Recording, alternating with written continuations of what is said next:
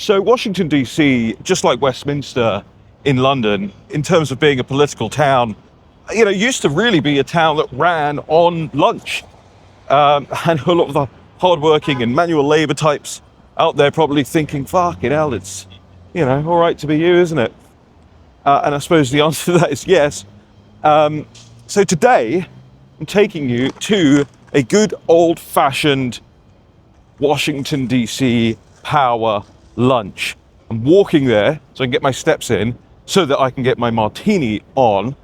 And I'll show you along the way a working lunch, mind you, but a lunch nevertheless. The FBI building. The ugly J. Edgar Hoover FBI building. I mean, this thing is an absolute brutalist monstrosity, right slap bang in the middle of otherwise pretty. Oh, look at that.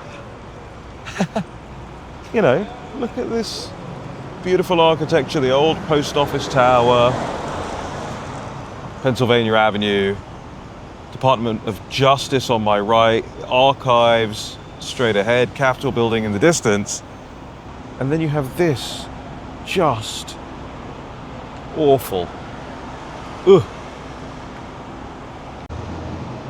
You see how you have all of these planters out here, not just decorative, but actually heavily reinforced, designed to stop anybody hopping the pavement here and driving into the building. That's why you have them outside the entrances as well. It's anti-terrorism technology, I suppose you might call it. Technologia. See them out there outside Justice as well. A lot of cops outside the FBI. I mean, look at that ghastly building. Compare and contrast the old Trump Hotel, now the Waldorf Astoria. It's funny, some people still come into Washington, D.C. and go there for the nostalgia, and I regret to inform you, it ain't no good anymore. I tend to avoid it. The number of nights we spent there rolling through that place in like a tornado. I mean, every night during the first Trump admin, we'd be spilling out of that building. It was carnage on a nightly basis. And then, if we were really unlucky, we'd go down the street here and end up in Harry's, in the Hotel Harrington, which is now closed down for good. But yeah, this was the site of many a night. I won't go in there today. You see the ballroom in the back there. It used to be called the Presidential Ballroom. I don't know what they're calling it now, but actually before it opened, President Trump gave me a personal tour. It was me and a few other journalists, a tour of it while it was being built. It's so funny because back then you didn't, or at least I didn't sort of think twice about it.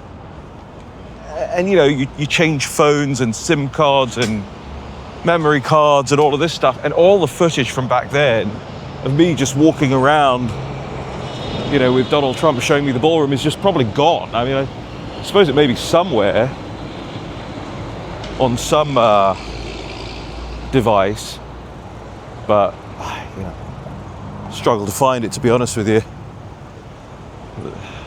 I'm glad some of the footage of the nights in there have also gone.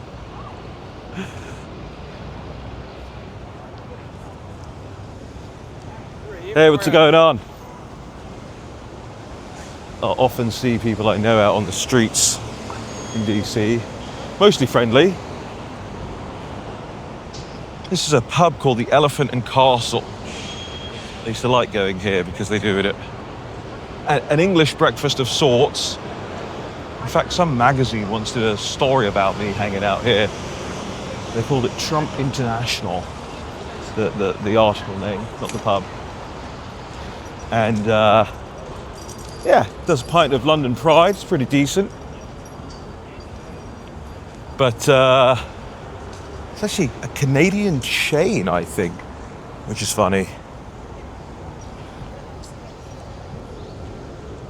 So that's the Reagan Trade Building. There's a funny story about that, actually. I had a friend who was taking me there for a food and beverage thing that was being hosted by Stella Artois, I think it was. But because it's a federal building, it had airport-type security to get in. And these are sort of pre the days of marijuana decriminalization in DC.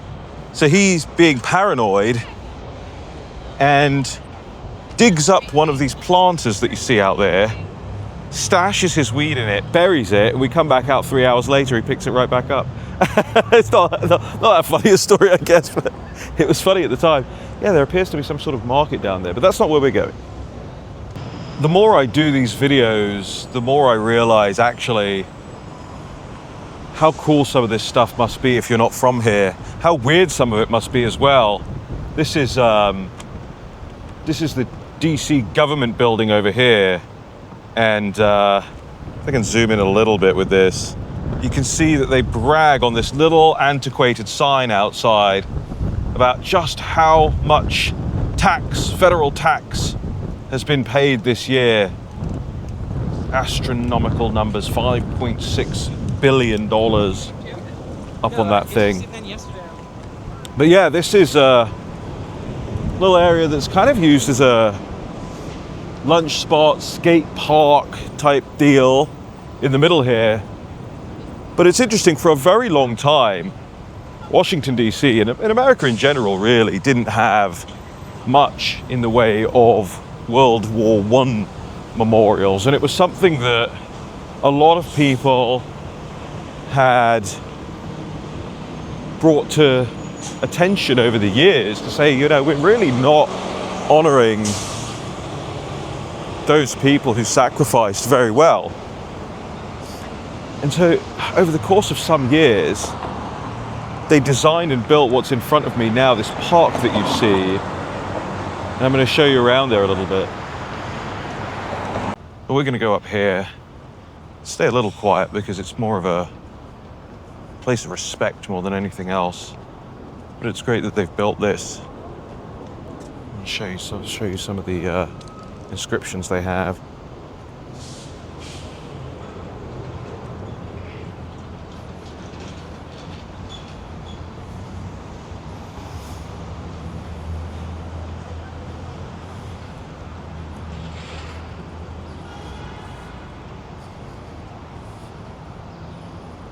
So this is a memorial specifically to General Pershing, who's the general of the armies. Fantastic statue here.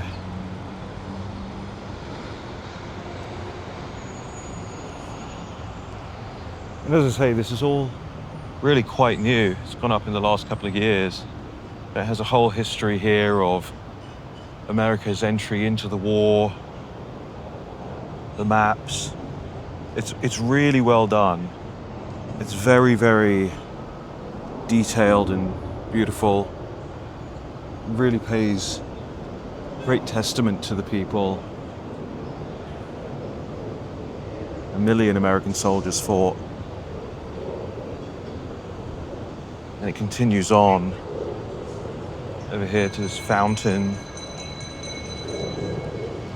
And we are really slap bang in the middle of downtown DC here, the White House right next to us. These buildings you see in front of me, you have the Willard Hotel there, incredibly historic hotel. Sometimes for good reason, sometimes for bad. It's said that one of the founders of the European project, what has now become the European Union, I think Jean Monnet, stayed there and actually may have come up with a lot of the ideas of that globalist project from in that building. But yeah, they've built this fountain and these statues.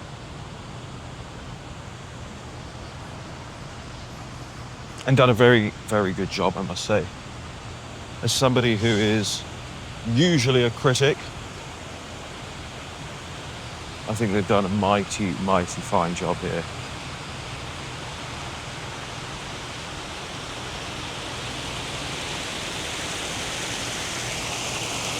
Funny thing is, it's a work day, so, you know, my phone's ringing the whole time as I'm doing these videos. I have to sort of cleverly pause in the middle, and you wouldn't notice it, hopefully, in the edits, but... So over here is the Occidental. Absolutely fantastic restaurant. If you're in town, I do suggest a trip to the Occidental. But we're not going in there today. That's not where we're doing our DC lunch. We just got off the phone with a White House source, trying to track down a particular story right now. Just to give you an example of when I say it's still a work day, you know, I am still working source. It's funny. So I've got this great camera that I just got in one hand and my cell phone in the other. And it occurred to me as I was walking down here that there are a lot of parts of London that I just would not feel comfortable doing that. Having my phone in one hand, having this expensive camera in the other. And, you know, thanks to President Trump and the recent cleanup of Washington, D.C., it really does feel just about fine to be out here doing this. And for all of the conniptions that DC residents had, the liberal DC residents had, I don't think you can argue with this. It's really, really nice out here. And I used to tell people, never come to DC. Don't waste your time. Don't waste your money. Don't waste your effort. Even though there are some great things to see, some great buildings, a lot of history, monuments, museums, so on and so forth, it just all went so downhill so quickly. You know, right after the BLM riots. And there was a time where you just thought it wasn't really going to ever recover. That was it. It was a city in decline. And interesting, isn't it? How if you put your shoulder to the wheel on something like President Trump and his team have, you can actually resolve it pretty bloody quickly.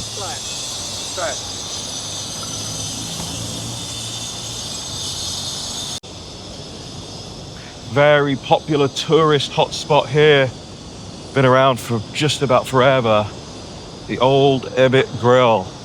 I remember going here when I was new to town. It's a cool little spot. I wouldn't rave about the food, but definitely worth checking out. DC's oldest saloon since 1856. What's crazy is I did the same walk right after the BLM riots. And right here, you see the back of the St. John's Church, if you remember, where President Trump held the Bible up right there. And right here we found suitcases full of projectiles.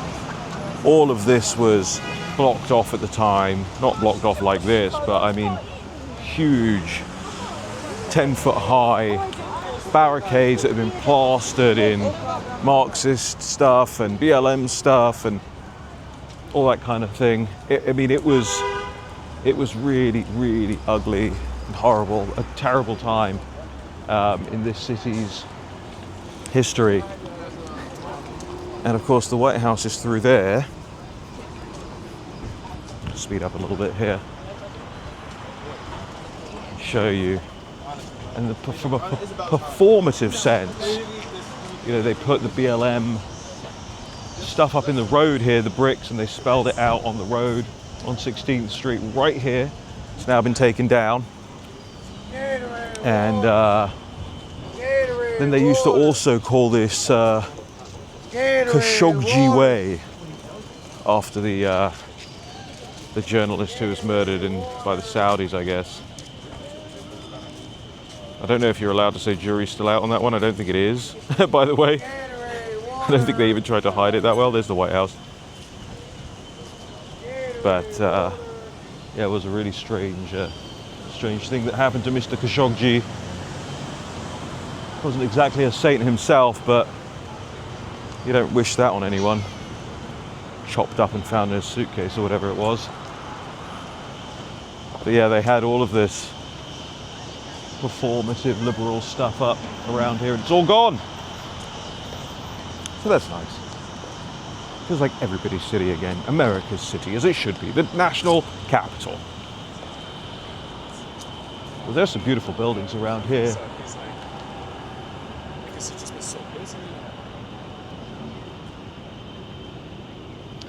Cool bar in the basement there called Off the Record. If you're ever in town, head to the hotel over there and go to Off the Record. And people having their lunch in the park. One of my favourite restaurants in town is actually down this street here, down on Connecticut, and we're going to go past it. It's called the Bombay Club. So I'm probably going to be a little late for my lunch because I've been touring you around, but that's okay. We're like a little bit of fashionably late. Here's the Bombay Club. I've done a good many lunches, good many dinners here, taken a lot of great people to the Bombay Club. Absolutely fantastic. If you like Indian food, it's a great place to go, right here on Connecticut Avenue, a block from the White House. Just don't ask people like Alyssa Farah or Olivia Nuzzi or Caitlin Collins about the Bombay Club, because they've had some wild times in there. I can't go into it, but they are not proud, let's say, of their behaviour at the Bombay Club, and word gets around this city quite quickly. If you don't know who those people are, you are very lucky. But they were not so lucky on the nights that they've had there. So now we're on Connecticut Avenue. If you're following along on a map, we're at Connecticut and I. And once you've lived here long enough, you've sort of been everywhere. At least for me in my world, downtown everywhere. I'm not really one who ventures up into the north of the city, Mount Pleasant, Columbia Heights, even north of that. Certainly not the type to go to Anacostia or anything like that, but around about downtown, pretty much everywhere. All the restaurants, all the bars, there are very few that you could point out to me and say, I'm gonna take you to this new place. I'm like, yeah, I've been there years ago. I may be giving too much away about my proclivity for a drink and some good food. I don't know why I'm focusing on me here when you've got this pretty park, Farragut Square. I'll tell you though, just based on what I was just saying about having been everywhere, it was a long time. For a long time, you would not want to go to this park. You would not want to walk through it. This is very, very recent. I wouldn't say this administration recent, but the last maybe year or two that they've really tidied this up. I mean, this was basically a homeless encampment at one point, and it wasn't safe. Even as a bloke, you didn't necessarily feel safe walking through here. But credit where it's due, and Mayor Bowser does get some credit here, because she has cleaned up some of these areas. The park over there, down that side as well, outside the Washington Post building, completely cleaned up, completely, she kicked the homeless out of that park, tidied it all up. And in fairness to her, the Metro as well.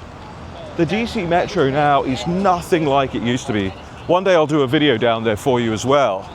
Make sure you're subscribed to this channel, by the way, because trying to get YouTube and Google to help me build this, help me reach more of you.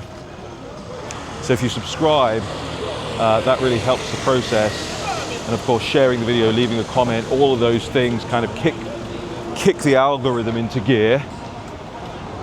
I was also thinking of doing a thing where I can feature big, like, patriotic businesses on here in due course as well.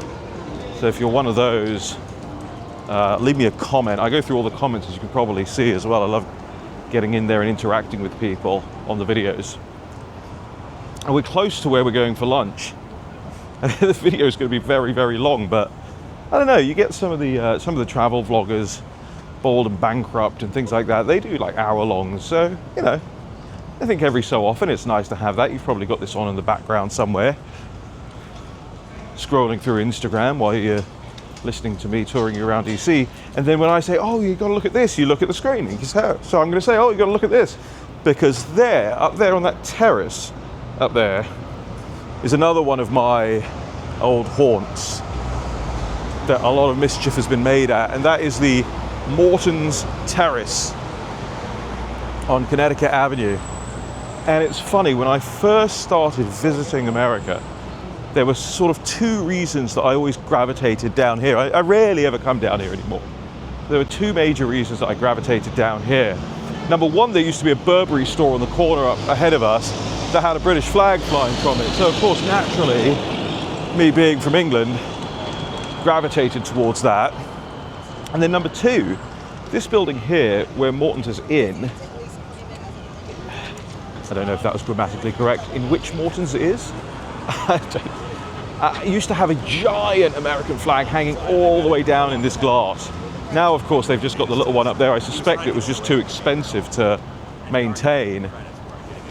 But yeah, that's the terrace, smoking terrace. We would host, I mean, you'd go there just to hang out sometimes. But also, you know, we would host dinners and lunches and parties and you name it up on that terrace. I've still got a wine locker in that Morton's. But we're not going there for our DC lunch. Wait and see.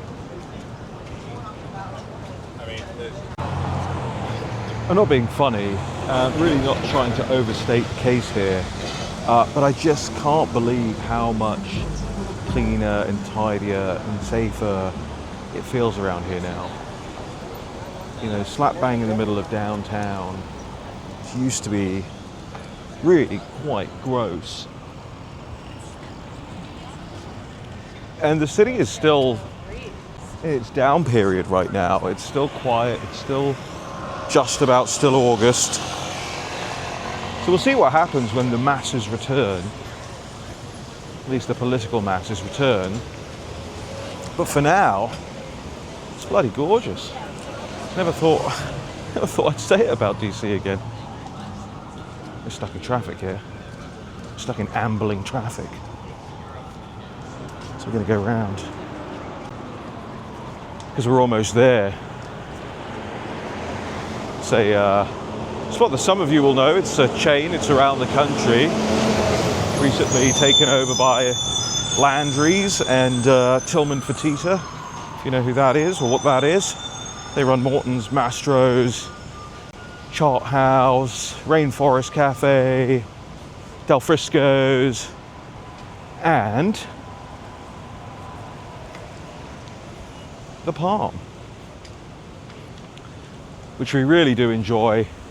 They have a power lunch for like $40 or something. It's amazing. Very, very cheap, if you ask me. So that's where we're going today for our lunch. The Palm Restaurant in Washington, DC.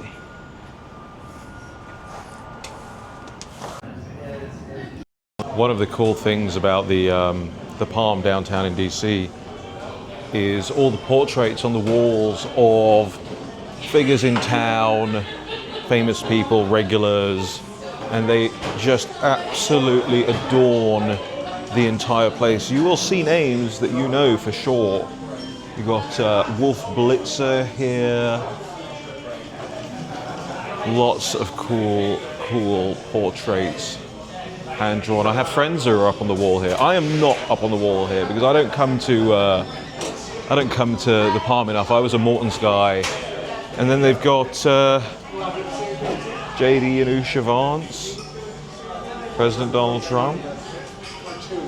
We won't talk about these ones. We have more Trumps, the Obamas, and you can see it's just all over the entire place. And for some reason you've got Batman up there on the wall. But we're going to sit down for our proper DC lunch now. Where's my martini? Who are you? Sorry, sir.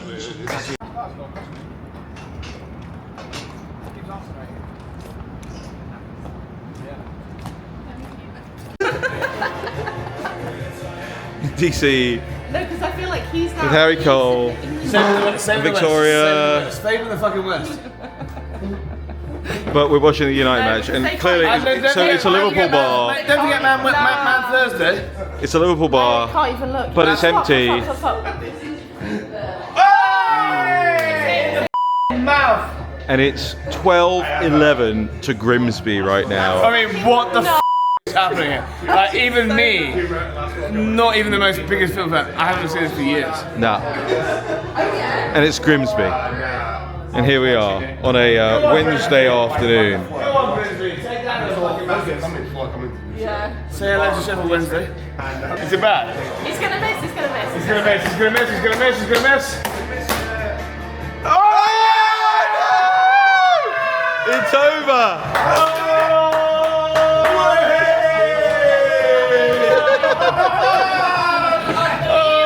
You have to be a Man United. How much does it suck to be a Man United fan right now? In a Liverpool pub. This isn't good. In the gayest district of all of DC. This isn't good. Oh man, you suck. Oh, the crowd on the pitch. They think it's all over. Fucking is now.